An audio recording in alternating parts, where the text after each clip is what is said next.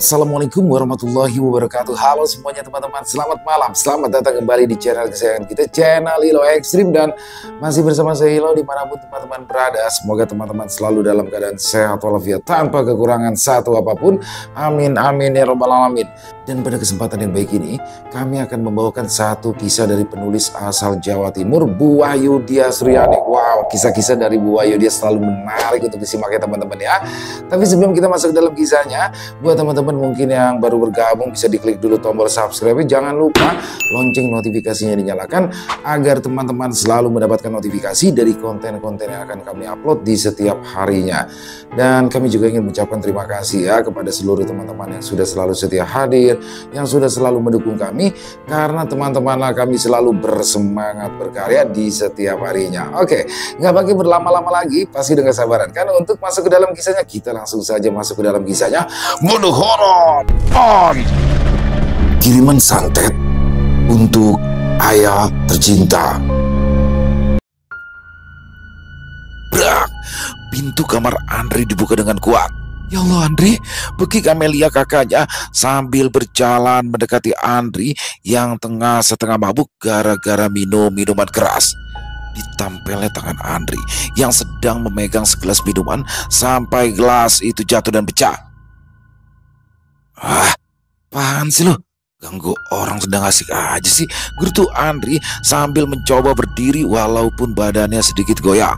Dia berusaha meraih botol bir yang ada di atas mejanya, tapi sepertinya kesadarannya sudah hampir hilang sehingga dia melihat botol birnya menjadi sedikit kabur dan dia pun hampir jatuh. Cukup dong Dri, hentikan kebiasaan burukmu ini. Kamu udah gila ya, berani mabuk-mabukan di dalam rumah.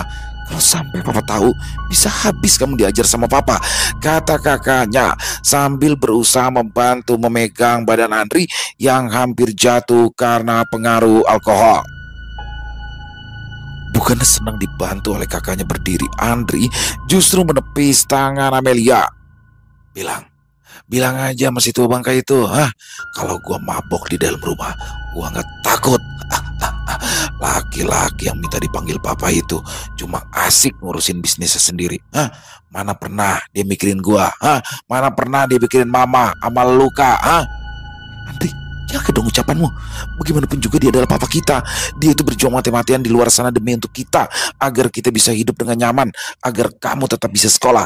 Dia peduli sama kita semua Andri. Lagi-lagi sang kakak berusaha memegangi Andri yang hampir saja jatuh. Oh tidak. Laki-laki tua bangka itu cuma pengen menuhin ambisinya doang. Coba lu tanya sama si tua bangka itu, prestasi apa yang telah gua raih selama gua sekolah? Piala apa? Piala apa yang pernah lu dapat saat lu menangin lomba? Tanya, coba tanyain Kak. Pasti itu tua bangka nggak tahu karena apa? Karena dia nggak peduli. Di dalam otaknya cuma kerja, uang sama karir. Apa pernah dia sebentar aja nyempetin waktunya ngeliat gua atau lo Kak saat tampil di acara-acara sekolah? Apa itu yang namanya peduli? Ludah Andri sampai menyembur keluar karena emosi yang tak tertahankan. Dan sekarang Kak, sekarang saat gua minta dibeliin mobil, apa coba dia bilang? Gua harus kuliah dulu yang benar. Mana dia tahu gua kuliah udah bener atau enggak? Mana dia tahu gua sekarang udah semester berapa dan berapa IPK gua? Dia nggak peduli Kak. Dia nggak peduli. Dia cuma asik sama karirnya. Lagi-lagi Andri berusaha meraih botol yang ada di atas meja. Sudah, hentikan. Letakkan botol minumanmu, perintah kakaknya sambil tangannya berusaha memegang itu Bu Andri. Kamu tuh bakalan habis kalau sampai papa tahu kalau kamu... Memangnya apa yang aku tidak tahu? Gelegar suara bariton milik ayah Andri tiba-tiba terdengar memotong perkataan Amelia. Wah, ternyata ada jagoannya di rumah ini. Sudah berani kamu mengotori rumah ini dengan barang haram itu? Sudah bosan hidup kamu? Bentak ayah Andri. Memangnya kenapa Pak? Hak papa apa? Kata Andri menantang. Hak aku. Kamu tanya ke papa, hah? Asal kamu tahu, selama kamu masih minta uang sama papa, selama semua kebutuhan hidup pun ditanggung sama papa, maka kamu harus menuruti aturan papa. Ini rumah papa, dan kamu masih tanggung jawab papa. Kalau kamu tidak mau menuruti aturan di rumah ini, maka kamu boleh angkat kaki dari rumah ini. Gertak Pak Romi, ayah dari Andri. Apa? Teriak Mama Andri yang tiba-tiba saja muncul di pintu kamar Andri. Oh, oke, baik. Kalau emang papa merasa aku cuma beban di rumah ini, aku pergi. Toh aku nggak butuh uang papa. Papa boleh kerja cari uang yang banyak sampai karatan.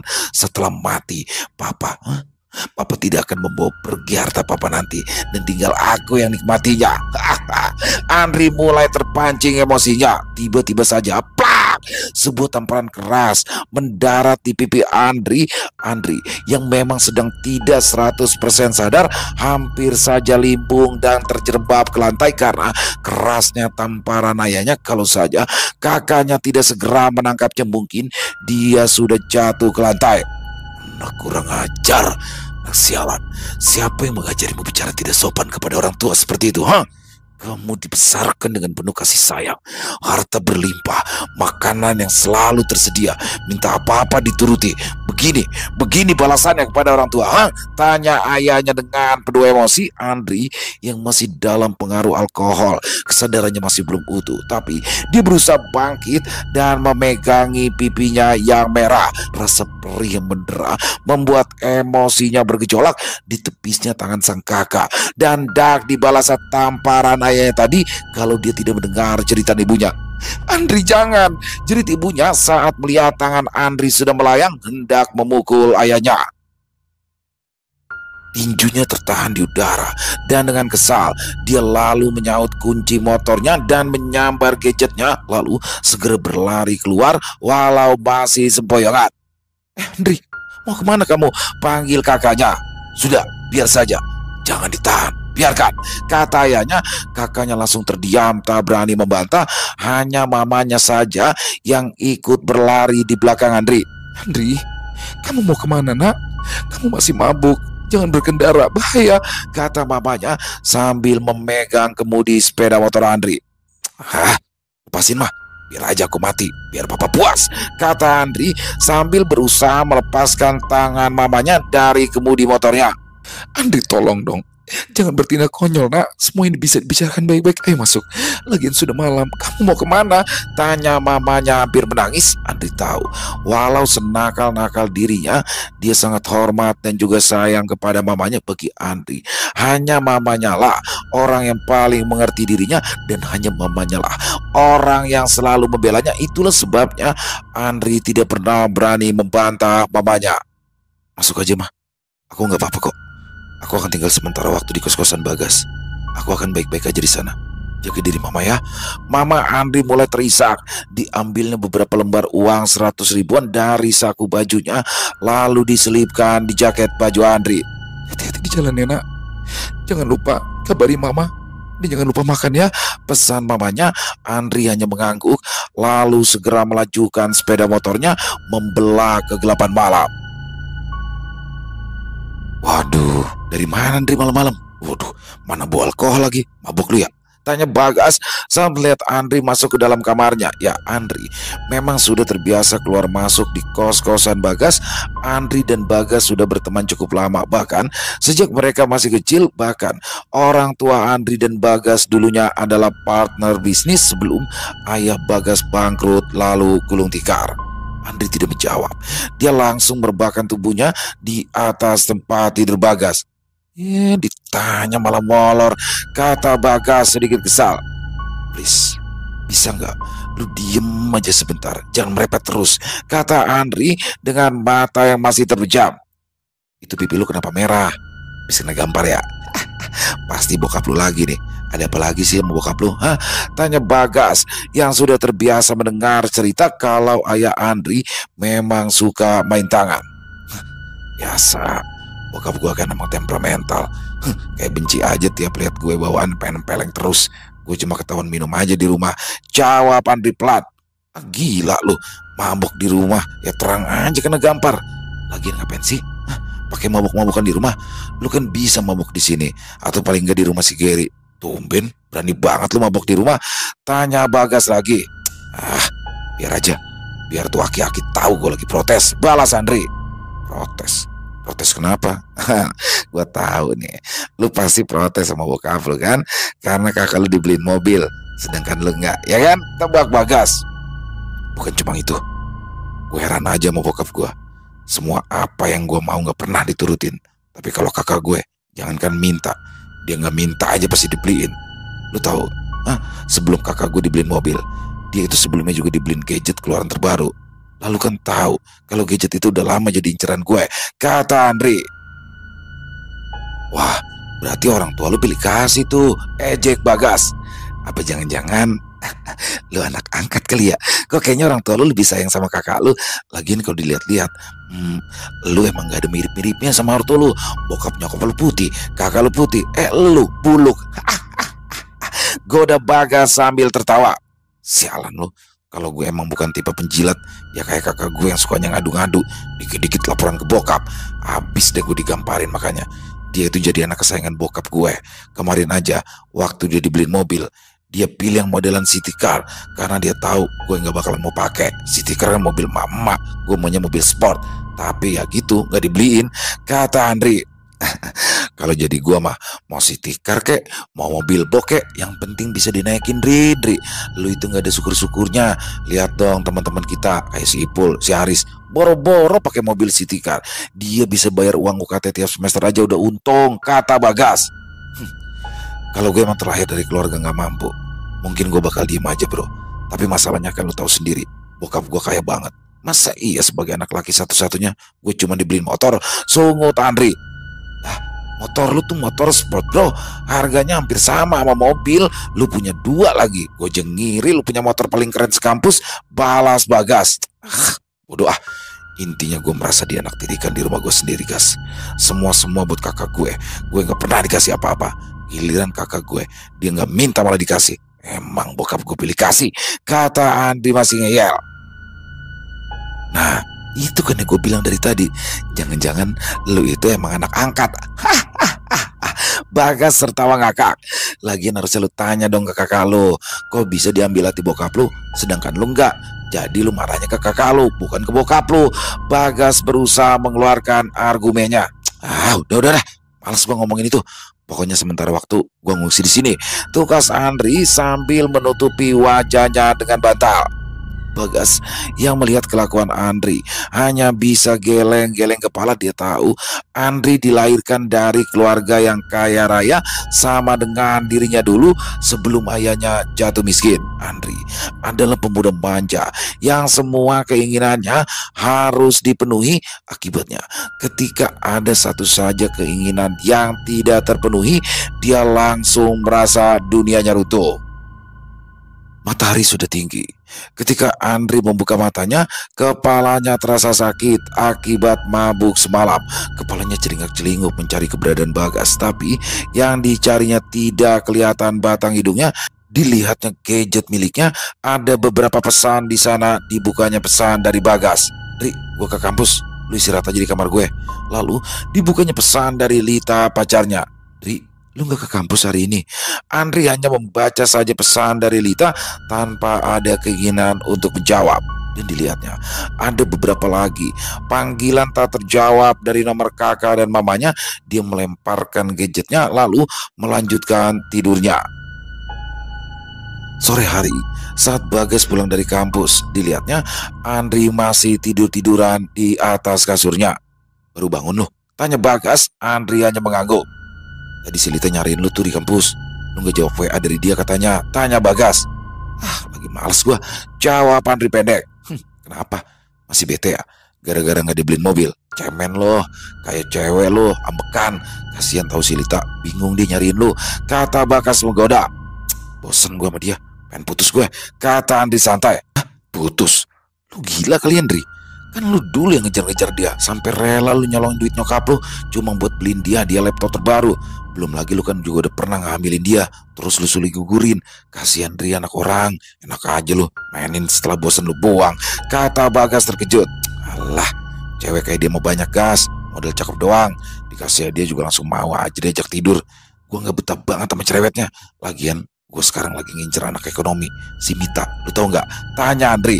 Mita yang pakai mobil warna silver, yang mukanya imut-imut. Tanya Bagas balik, Andri hanya mengangguk. Ah, gila lu, masa iya tiap semester lu ganti pacar? Lagian gue heran, gimana caranya sih lu bisa dapetin cewek-cewek cakep gitu dalam waktu singkat? Hah? Tanya Bagas penasaran. Gampang bro, tinggal datang aja ke Mbak Dipo. Jawab Andri santai. Hah? Jadi selama ini lu main pelet? Tanya Bagas terkejut. Ya jelas dong, tampang pas-pasan kayak gue mana mau tuh cewek-cewek cakep kampus deket sama gue. Hah? Jawab Andri. Sinting, gue pikir tuh cewek-cewek mau sama lu karena lu kaya, saut Bagas. Ya itu sih juga, tapi yang lebih dahsyat itu pelet dari Mbak Dipo. Gila tuh dukun sakti bener.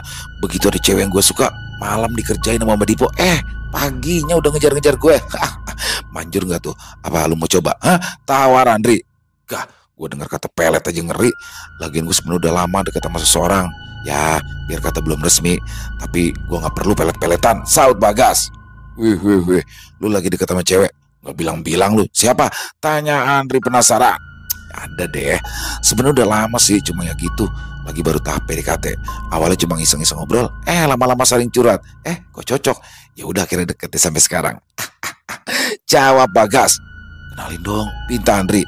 Enggak, terlambat lagi. Tapi ngomong-ngomong bentar ya, gue keluar bentar dulu. Jadi pengen nelpon doi ini. Kata Bagas sambil cengengesan. Playboy cap kada lo. Sana buruan pergi lo. Jawab Andri sambil melemparkan bantal ke arah Bagas. Bagas buru-buru kabur keluar. Cukup lama Andri menunggu Bagas telepon. Ketika dilihatnya Bagas masuk ke kamar lagi, Andri langsung berkata, "Nyari makan nih bro, lapar gua." "Ya ayo gas, traktir ya." "Lo ada duit gak?" Tanya Bagas. "Slow," saut Andri sambil menepuk-nepuk kantong jaketnya. Setelah makan, hari sudah menjelang maghrib. Bro, tahu nggak? Kalau malam Sabtu begini, biasanya anak-anak motor pada ngumpul di Prima Garden. Gabung yuk. Mereka tuh biasanya pada balapan. Taruhannya gede bro, lumayan. Kalau menang 2 atau 3 kali putaran, bisa buat beli mobil bro. Kata Bagas. Yang bener lo, saut Andri. Lu dibilangin gak percaya. Lu tau Cecep gak? Yang rambutnya keribo tuh. Dia pernah menang 2 kali. 2 kali putaran aja dia bisa langsung bangun rumah. Rayu Bagas lagi. Boleh juga tuh. Ayo deh kita ke sana. Ajak Bagas. Tidak lama kemudian, akhirnya mereka berdua sampai di sirkuit balap Prima Garden, tempat anak-anak geng motor yang suka taruhan mangkal. Pertama-tama, Andri hanya menonton saja, tapi atas bujuk rayu dari Bagas, akhirnya dia turun juga. Putaran pertama Andri menang, dia bisa mendapatkan uang sampai puluhan juta. Di putaran kedua, ternyata Andri menang lagi. Dia mulai panas, uang di tangannya sudah lumayan, tapi rasa penasarannya semakin tinggi. Apalagi Bagas terus-menerus memanas-manasinya. Gimana nih? Turun lagi nggak gue nih ya? Tanya Andri meminta pendapat Bagas. Semakin tinggi peringkat putarannya, semakin berat lawannya, tetapi semakin tinggi juga nilai taruhannya. Nah, lu nya berani nggak? Tanya Bagas balik. Tapi hati-hati bro. Kalau lu main di putaran ketiga, lu bakalan ketemu sama Rembo. Tuh, cowok yang badannya gede, yang pakai baju merah, yang badannya banyak tato. Selama gue di sini belum pernah gue lihat si Rambo kalah. Makanya jarang ada yang mau main di putaran ketiga. Ngeri, karena Rambo gak main-main sama uang taruhannya. Jelas Bagas lagi. Emang berapa juta taruhannya? Tanya Andri.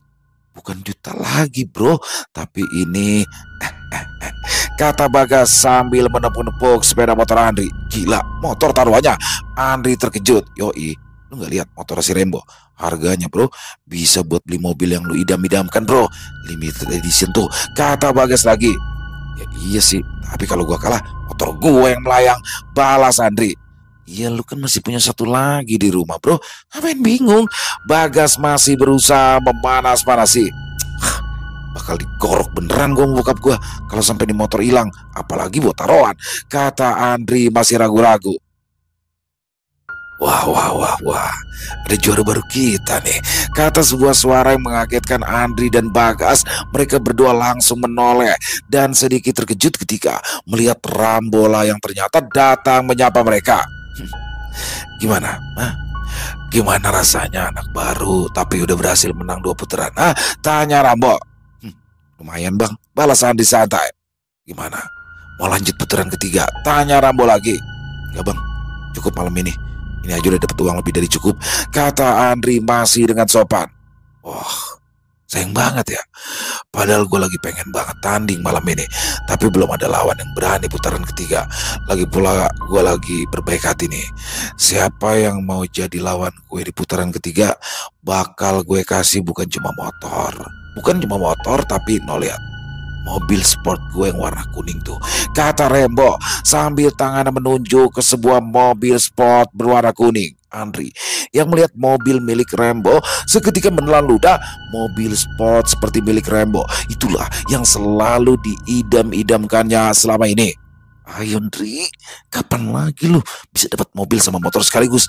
Mana kondisi motor lu lagi prima banget lagi. Gas, lumayan kalau menang, ucap Bagas semakin membuat jiwa muda Andri bergelora. Oke bang, gue ikut, kata Andri akhirnya. Gitu dong, kata Rembo sambil menepuk-nepuk bahu Andri.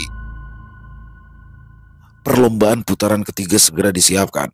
Antusias penonton lebih tinggi karena putaran ketiga jarang sekali dilakukan karena selain taruhannya yang sangat besar, penontonnya pun ikut bertaruh. Selama ini memang belum pernah ada yang bisa mengalahkan Rembo di putaran ketiga, jadi mereka selalu menunggu-nunggu apakah akan ada pemenang baru yang bisa mengalahkan Rembo.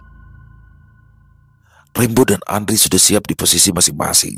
Para pendukungnya bersorak-sorai memberi semangat. Wasit bersiap-siap di garis start dan mesin motor keduanya pun mulai digeber, menderu-deru. Memekakan telinga, wasit mulai menghitung mundur. 3, 2, duar. Terdengarlah bunyi tembakan tanda dimulainya balapan. Rembo dan Andri segera memacu kuda besi masing-masing. Rembo yang memang terkenal sebagai pembalap, walaupun bukan pembalap resmi, mulai memimpin jalannya pertandingan. Keahlian membalapnya memang bukan kaleng-kaleng. Walaupun selisih mereka tidaklah jauh, namun sebagai pembalap baru, skill Andri tidak bisa dianggap remeh. Manuver-manuver di lapangan dan tekukan-tekukan jalan yang tajam dengan lihai dapat dilaluinya. Rembo yang pada awalnya sempat menyepelekan kemampuan Andri menjadi sedikit meningkatkan kewaspadanya. Di lap pertama, Rembo bisa unggul di depan Andri, akan tetapi di lap kedua tampak Andri mulai menyusul sedikit demi sedikit. Jarak yang semakin memendek membuat keyakinan Andri meningkat, apalagi memasuki lap ketiga atau lap terakhir. Tampaknya Andri berhasil menyusul Rembo. Melihat Andri yang mulai berada di depannya, Rembo mulai keteteran, tetapi dia tidak kekurangan akal. Dia lalu melakukan sedikit triki. Dia mulai memepet laju kendaraan Andri dan ketika sudah mendekat, langsung saja ditendangnya bodi belakang motor Andri. Otomatis Andri yang sedang berkonsentrasi menggeber motornya dengan kecepatan tinggi menjadi terkejut. Dia langsung oleng dan tidak bisa mengendalikan sepeda motornya sampai-sampai motornya keluar lapangan sehingga motor Rembo bisa melaju dengan mulus ke garis finish. Semua orang bersorak kegirangan mengelulukan nama Rembo. Andri yang mulai sadar bahwa dia sedang dikerjai langsung memarkirkan sepeda motornya dan berlari ke arah Rembo sambil mencengkram rat helmnya hendak dipukulkan ke arah Rembo. Akan tetapi aksinya ini langsung digagalkan oleh anak buah Rembo yang jumlahnya lumayan banyak. Andri langsung dipegangi beramai-ramai. Kenapa marah bro? Kalau emang kalah ya udah kalah aja, harus terima dong, kata Rembo sambil mendekat ke arah Andri. Curang, teriak Andri. Curang? Curang apanya? Curang apa? Tanya Rembo berpura-pura tidak tahu. Lu dendang motor gua sampai oleng dan sampai keluar lapangan, kata Andri sambil berteriak-teriak penuh emosi. Semuanya nih, semua ya. Ada yang lihat nggak kalau gue nendang motor dia tadi? Teriak Rembo kepada semua orang. Kagak bang, teriak semua orang yang menonton kompak. Bajingan, sialan, nipu lu, teriak Andri sambil berusaha berontak karena kedua tangannya masih dipegangi oleh anak buah Rembo. Udah Andri, udah, Ayo kita pulang, Andri, kata Bagas yang tiba-tiba saja sudah ada di samping Andri. Maaf bang, maaf, mohon lepasin dia bang, dia orang baru bang, maaf, kata Bagas lagi pada orang-orang yang memegangnya Andre. Boleh dilepas, tapi ingat kunci motor tinggalin dulu, kata Rembo lagi. Kasih kunci motor Andri, kata Bagas. Lu gila kali gas, ini motor kesayangan gue, lagian seharusnya gue menang. Lu lihat tadi kan gue dicurangin, kata Andri yang masih belum rela melepaskan sepeda motornya. Iya gue tahu, tapi lu mending kehilangan motor daripada kehilangan nyawa lo. Pikir pakai otak dong. Lu gak lihat tuh anak buahnya si Rambo hampir separuh lapangan, bisik Bagas dengan suara bergetar. Tentu saja dalam hati Bagas juga takut kalau sampai Andri dan dirinya dihajar oleh anak buah Rambo. Akhirnya dengan terpaksa Andri memberikan kunci motornya kepada Rambo. Tunggu dulu, kata Rambo. Karena hari ini gue sedang bahagia, gue bakal ngasih lu pengecualian ya. Jadi lu boleh nebus motor lo. Berapa? Tanya Andri dengan getus. Nggak mahal. Ya 150 juta lah ya. Gue pikir itu harga yang pantas, jawab Rembo. 150 juta? Gila lo. Andri tidak melanjutkan ucapannya karena mulutnya keburu dibekap oleh Bagas. Iya bang, kita cari uangnya dulu ya bang. Mari bang, kata Bagas sambil menarik tangan Andri dengan kuat. Andri masih berusaha protes dan meronta, segala macam sumpah serapah ia lontarkan, tapi akhirnya dia pun menyerah dan mengikuti langkah Bagas keluar dari sirkuit balap. Boy, jangan lupa, gue cuma kasih lu waktu 2 hari. Kalau kagak, gue jual sama orang lain, teriak Rembo yang masih didengar jelas oleh Andri dan Bagas. Gila, dasar curang, penipu. Andri masih mencak-mencak setelah mereka sampai di kos-kosan Bagas. Udah Andri, lu gak capek apa? Sepanjang jalan ngomel melulu, tanya Bagas. Gua gak bakalan berhenti ngomel gas. Gila aja, orang jelas-jelas harusnya gue yang menang, dia curang. Sekarang gimana nih? Kalau sampai bokap gue tahu motor gue jadiin bahan taruhan, asli bisa mati gue. Mana tuh motor-motor kesayangan gue lagi, kata Andri bingung. Masa sih lu gak ada uang 150 juta Andri? Kan lu orang kaya. Tadi aja lu udah menang 2 putaran, kata Bagas. Uang siapa 150 juta? Uang setan. Lagian uang taruhan 2 putaran tadi kan cuma 60 juta. Kurang itu 90 juta. Uang siapa? Tanya Andri sambil membanting bungkus rokoknya. Lu kan pernah cerita, katanya nyokap lu tuh selalu punya uang cash di lemari. Kenapa nggak lu umbat aja? Dulu kan pernah juga lu ambil buat hadiahnya si Lita. Buktinya nyokap lu nggak pernah negor kan? Padahal gue tahu dia pasti tahu duitnya hilang dicolong sama lo. Kata Bagas memberi ide. Bener juga ide lu ya. Nyokap gue tuh sayang banget sama gue. Apapun yang gue minta pasti dikasih. Jadi kalau duit 90 juta aja ya pasti nyokap ada lah ya, kata Andri sambil tersenyum. Ya udah buruan, tunggu apa lagi? Tanya Bagas. Ya tunggu besok siang dodol, saat bokap gue kerja. Bunuh diri kalau malam ini gue masuk kamar nyokap gue, balas Andri. Keesokan harinya, tepat di tengah hari, Andri dengan pelan-pelan masuk ke dalam rumahnya. Tengah hari seperti ini, biasanya sang ibu masih mengurusi usaha salonnya, ayahnya di kantor, sedangkan kakaknya masih kuliah. Dengan cara mengendap-endap, Andri membuka pintu kamar ibunya.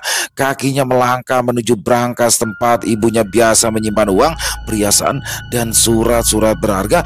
Kebetulan Andri tahu betul kombinasi angka brankas tersebut. Perlahan-lahan ditekannya nomor-nomor kunci dari brankas tersebut, lalu dicoba diputarnya dan ceklek, terdengar bunyi brankas terbuka. Mata Andri seketika terbelalak kala melihat tumpukan uang bergepok-gepok. Di dalamnya diambilnya beberapa gepok uang berwarna merah itu, tapi karena terburu-buru tanpa sengaja dia menyenggol sebuah kotak yang menindih sebuah map berwarna merah. Buru-buru diambilnya kotak tersebut dan dak dikembalikannya di tempatnya. Akan tetapi saat tangannya akan meletakkan kotak tersebut, tanpa sengaja dia melihat kop map warna merah itu yang bertuliskan Yayasan Yatim Piatu Al-Falah. Lalu di bawahnya tertulis surat adopsi. Tiba-tiba saja jantung Andri berdetak dengan kencang, tangannya gemetar. Segera diraihnya map berwarna merah tersebut. Akan tetapi ketika dia akan membuka map tersebut, terdengar suara yang menggelegar. Mau apa kamu? Seketika Andri menoleh dan dilihat sang ayah yang sudah berdiri di ambang pintu sambil berkacak pinggang. Andri sungguh tidak tahu kalau ayah dan ibunya di siang itu berjanji untuk makan siang sama-sama di rumah. Mau maling kamu ya? Hah? Dasar anak tidak tahu diri. Dari kecil besar kan. Sudah besar makan daging induk ya. Mau jadi apa kamu? Hah? Kriminal. Kalau saja papa tahu kamu besar jadi maling. Sejak bayi sudah papa buang kamu ke jalanan. Kata-kata kasar dari ayahnya itu sungguh menyakitkan hati Andri. Seumur hidup ini Andri baru kali ini merasakan hatinya hancur ketika dia menyadari bahwa dia hanyalah anak angkat. Seketika itu juga muncul amarah luar biasa di hatinya. Perasaan sudah dibohongi, perasaan dihianati muncul menjadi satu. Andri langsung berdiri, ditatapnya mata sang ayah dengan nyala. Entah setan apa yang sudah merasuki tubuhnya. Tiba-tiba saja dia berlari ke arah ayahnya. Dipukulnya wajah ayahnya bertubi-tubi. Ayahnya yang tidak siap sampai terjengkang jatuh ke belakang. Akan tetapi ayah Andri bukanlah laki-laki tua yang lemah. Walaupun usia sudah memasuki kepala 5, tapi ayahnya biasa menjaga kebugaran dengan sering pergi ke gym dan juga boxing. Sedangkan Andri tidaklah terlalu berarti untuknya. Dia langsung bangkit dan membalas serangan Andri. Mereka pun saling memukul. Ibunya yang mendengar suara ribut-ribut langsung berlari ke dalam kamar dan menjerit sekeras-kerasnya ketika dia melihat Andri dan ayahnya saling baku hantam. Sampai ibunya merasa nyeri di dada dan tiba-tiba saja dia melorot ke bawah, jatuh tak sadarkan diri. Ayah Andri yang melihat ibunya jatuh pingsan segera berusaha menolong, sedangkan Andri yang melihat ayahnya berhenti memukulinya melihatnya sebagai kesempatan untuk melarikan diri. Dia pun segera kabur sebelum ayahnya menyadarinya. Andri segera mengendarai motor milik Bagas dengan ugal-ugalan. Rasa marah, benci pada sosok ayahnya membuat dadanya sesak, apalagi setelah dia tahu kalau ayah yang selama ini dianggapnya sebagai orang tua ternyata hanyalah orang tua angkat. Andri berhenti di sebuah tanah lapang. Dia berteriak, menangis sekeras-kerasnya. Dia baru menyadari kenapa dia mendapat perlakuan yang berbeda antara dia dengan kakaknya. Warna kulit yang berbeda dan bentuk wajah yang berbeda. Ternyata karena dia hanya anak angkat. Berjam-jam lamanya Andri termenung di tanah lapang itu sampai dengan gadgetnya berbunyi. Diambilnya dari saku bajunya dan dilihatnya nama kakaknya tertulis di layar. Dibukanya gadgetnya. Halo, katanya lirih. Ri, cepet pulang, mama meninggal. Terdengar suara kakak perempuannya singkat, tapi cukup membuat dunia Andri semakin hancur. Orang yang menurut Andri paling menyayanginya sekarang sudah pergi untuk selama-lamanya. Dia merasa sendiri dan tidak punya siapa-siapa lagi. Andri segera memacu sepeda motornya kembali ke rumah. Sesampainya di depan pintu rumah, dilihatnya sudah ada beberapa tetangga yang datang melayat. Buru-buru diparkirkannya sepeda motornya. Dia berlari masuk ke dalam rumah. Di ruang tamu, dia melihat kursi-kursi sudah dipinggirkan, digantikan dengan dipan kayu tempat jenazah mamanya diletakkan. Andri segera menghambur dan memeluk jasad mamanya. Dia menangis jadi-jadinya. Perasaan bersalah hancur dan penyesalan melebur menjadi satu. Setelah puas menangis, diarahkannya pandangannya kepada salah seorang pria yang duduk menunduk di pojok ruangan sambil menangis. Ya, laki-laki itu adalah orang yang selama ini dia anggap ayah. Bagi Andri, dia adalah orang yang paling bertanggung jawab yang telah membuat wanita yang paling Andri cintai meninggal dunia seketika. Rasa benci yang teramat sangat mencuat di dalam dadanya. Andri buru-buru bangkit dan segera pergi dari rumah itu. Tidak sudi rasanya dia berlama-lama di sana, toh itu bukan rumahnya. Dia bukan siapa-siapa, dia hanyalah anak angkat. Dan gini, tujuannya hanya satu, pergi ke rumah Badipo. Tolong lakukan sesuatu kepada laki-laki itu, Mbah, kata Andri setelah dia duduk di hadapan laki-laki tua yang selalu membantunya memelet gadis-gadis di kampus. Rasa benciku kepada laki-laki itu sudah tidak sanggup lagi aku tahan, Mbah. Dre, sulit. Kamu tahu kan, Spesialisku itu adalah pelet dan guna-guna. Aku ini sudah lama tidak pernah melakukan teluh ataupun santet, karena aku berpikir resiko yang diterima orang yang dikirimi pelet tidaklah terlalu fatal. Tapi kalau santet ataupun teluh menyangkut nyawa seseorang, itu resikonya terlalu besar, kata Mbak Dipo. Apa sebegitu besarnya rasa bencimu pada orang tersebut? Sampai kamu mau mengirimkan teluh padanya? Tanya Mbak Dipo setelah diam beberapa saat. Besar, besar sekali Mbak. Dia pun cukup besar rasa bencinya terhadap saya. Atau dia bukan siapa-siapa saya. Jadi tinggal menunggu waktu saja. Dia atau saya yang mati Mbak, jawab Andri yakin. Akan butuh waktu lama untuk mengerjakan teluh itu, Ndri. Dan biayanya juga tidak sedikit. Aku harus membutuhkan waktu kurang lebih 2 minggu karena persiapan yang cukup banyak. Kambing hitam, ayam cemani, dan air dari 7 sumur, rinci Mbak Dipo. 1 minggu Mbak, tawar Andri sambil menyodorkan uang 60 juta hasil dia menang balapan kemarin. Demi melihat uang 60 juta yang disodorkan oleh Andri, mata Mbak Dipo langsung terbelalak. Mbak Dipo yang memang seorang dukun cabul yang mata duitan langsung manggut-manggut kegirangan. Bisa diatur, katanya sambil senyum-senyum. Hari itu tepat 1 minggu setelah kedatangan Andri di rumah Mbak Dipo, Andri yang sedang tiduran di kos-kosan Bagas terbangun dari tidurnya karena handphonenya berbunyi tertera nama Amelia di sana. Andri mendapat telepon dari kakaknya kalau ayahnya muntah darah dan sekarang kondisinya kritis. Kakaknya meminta agar Andri datang ke rumah sakit, tapi dengan tegas Andri menolak. Andri merasa toh dia bukan siapa-siapa, dia hanyalah anak angkat. Dia langsung menutup teleponnya tanpa memberi kesempatan kakaknya untuk berbicara lebih banyak, dan Andri pun melanjutkan tidurnya. Tepukan pelan di kaki Andri membuat Andri kembali terjaga. Dia pikir Bagas sedang iseng mengganggu tidurnya. "Apaan sih lu Gas? Gue masih ngantuk nih," kata Andri. "Andri," terdengar suara wanita. Andri langsung membuka mata. "Kamel," kata Andri pelan. "Pulang Yundri, kita urus pemakaman papa," kata Amelia dengan mata berkaca-kaca. "Jadi si Tobangka itu udah mati? Bagus dong," jawab Andri santai. "Tega banget sih kamu berkata seperti itu, Ndri. Apa salah papa sama kamu? Itu sangat menyayangi kamu." Amelia mulai menangis. Andri langsung duduk dengan marah. "Kenapa? Kenapa gua harus ngurusin mayat laki-laki yang gak ada hubungan darah sama gua? Gua itu cuma anak angkat. Gua udah lihat. Gua lihat sendiri ada akte adopsi di berangkas mama. Gua ini cuma anak angkat, Kak. Lagian sayang lu bilang. Dia benci sama gua, Kak," kata Andri setengah berteriak. "Dri, kamu salah. Kakak yang anak angkat, Dri. Kakak itu anak adopsi. Aku diadopsi dari panti asuhan karena mama dan papa sudah menikah selama 5 tahun, tapi belum juga dikaruniai anak. Sehingga papa dan mama memilih untuk mengadopsi anak. Tapi ternyata setahun setelah mereka mengadopsi aku, mama akhirnya hamil kamu, Ndri. Kamu anak kandung mama dan papa," kata Amelia sambil menangis bagai disambar petir.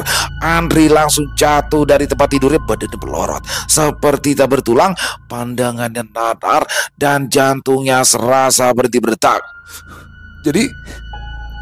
Jadi gua, Andri tidak sanggup meneruskan kata-katanya. "Ya, kamu adalah anak kandung mama dan papa yang telah lama ditunggu.